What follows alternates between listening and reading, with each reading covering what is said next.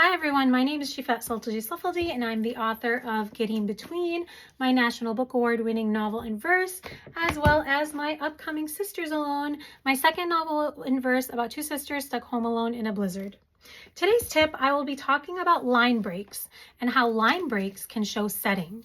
I really love thinking about line breaks in poetry because when you see lines and stanzas broken up, oftentimes it may feel random, and free verse has no rules, so I'm not gatekeeping line breaks. I think authors can choose to break the line wherever they feel comfortable, but sometimes line breaks can show intentional imagery in the text, and I really find that successful, especially in this book, Away by Megan E. Freeman.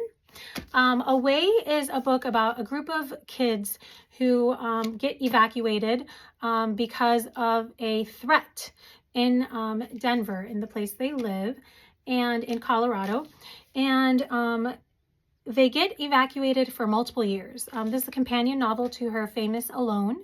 And Megan E. Freeman does an amazing job really showing setting through the line breaks. I will be reading from page 304. There are multiple POVs in this book, and I'll be reading from the perspective of Grandin. And then I'll show you guys what it looks like to see the line breaks in practice. Grandin. Dehydrated mama cow. Orphaned calf. Dusty fields lying fallow. Rain gouges clogged with desiccated flies. So right away, if you look at this page, you can see the line breaks, the way there's so many breaks between some of the lines. There's also like space, and you can see that description. So right away you get that setting. It really comes to life through the line breaks because you get that image of a cow, kind of a mama cow, dehydrated, an orphaned calf.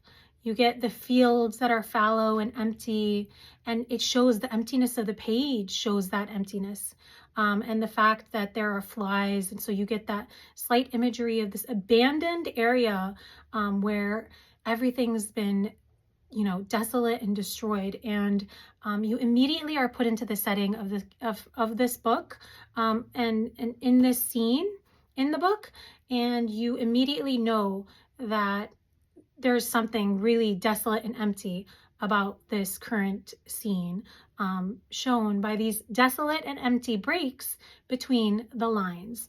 And I hope you try out playing with line breaks. Try out what it would look like to break the line in different areas of your poems and see how that affects the meaning. See how it looks to you, and trust your writer instincts.